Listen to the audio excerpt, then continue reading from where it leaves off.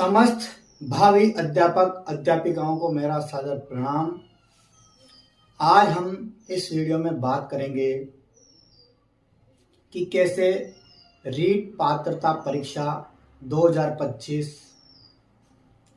पहली बार में सफल रणनीति के साथ कैसे फाइट की जाए।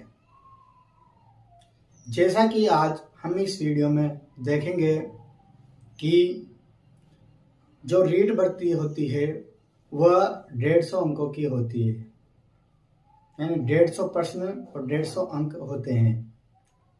इसमें हमें सबसे पहले यह बात ध्यान में रखनी है कि रीट की भर्ती परीक्षा फॉर्म सभी ने भर दिए होंगे और जिसने नहीं भरे वो भर दें। सबसे पहले हमें इस बात का ध्यान रखना है कि पाठ्यक्रम करिकुलम यानी पाठ्यक्रम इज वेरी इंपॉर्टेंट। पाठ्यक्रम महत्वपूर्ण बिंदु है।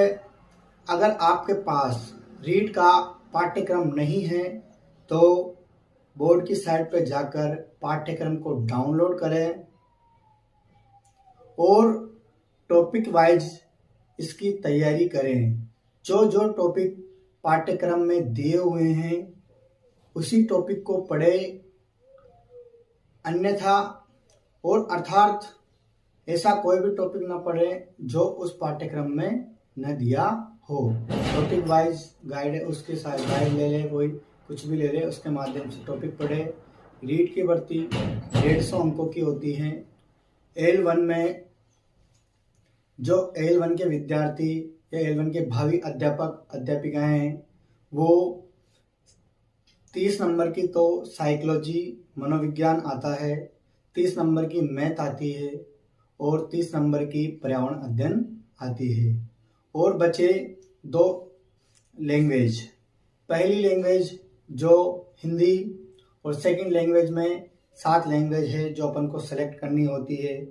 जिसकी इच्छा, जैसे सभी स्वतंत्र हैं, कोई हिंदी, जिसको अगर किसी के 12वीं के बाद हिंदी है तो संस्कृत पहली लैंग्वेज में हिंदी ले सकता है, दूसरी लैंग्वेज में संस्कृत ले सकता है, क्योंकि हिंदी और संस्कृत में थोड़ी साम्यता दिखाई देती है।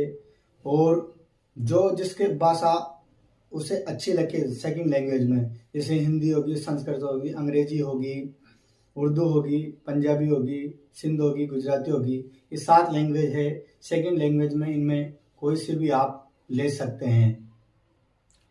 दूसरी बात है L2 विद्यार्थियों के लिए।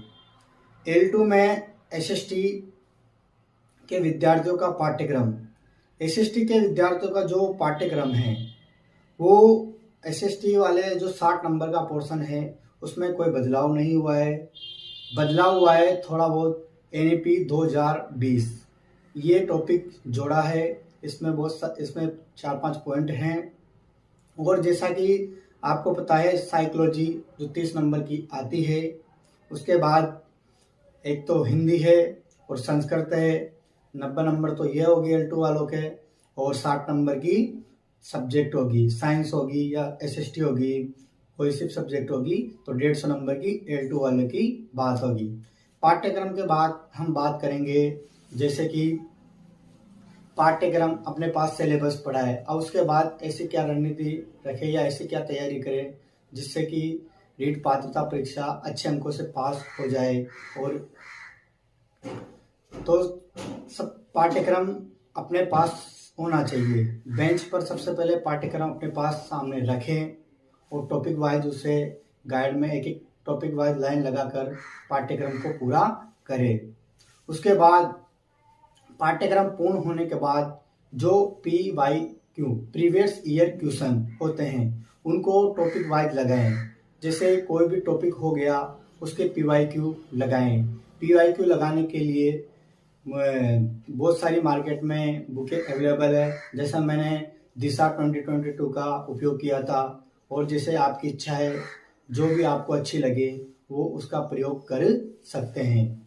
और प्रीवियस ईयर क्वेश्चन लगाने के बाद ये बात भी ध्यान रखें कि मॉडल पेपर मॉडल पेपर भी होना जरूरी है जो संभावित क्वेश्चन हो, यानी जो ऐसे क्वेश्चन भी अपने पास होना चाहिए, गाइड हो या कोई सी भी पुस्तक हो उसमें ऐसे क्वेश्चन भी हो जो संभावित क्वेश्चन हो, उनका भी हमें एग्जाम में उनका भी हमें प्रिपरेशन करना है और तैयारी करना है, उनका भी रिवीजन करना है।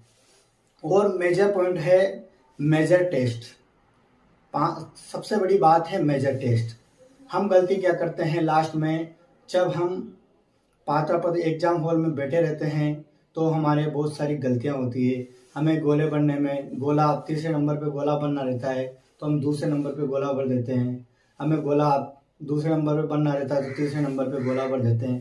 तो इस गलती से बचने के लिए हमें मेजर टेस्ट की आवश्यकता होती है। मेजर टेस्ट वो होते हैं इसमें संपूर्ण सिलेबस आ जाता है, जैसे कि 150 नंबर का पेपर है और 150 क्वेश्चन आते हैं, तो ये मेजर टेस्ट आप बार बार दें जिससे आपकी जो गलतियां होती है उसे पकड़ में आती है और आपकी जो गलतियां हैं वो उनमें सुधार करें और देखें कि ये गलती दोबारा ना हो। जय हिंद,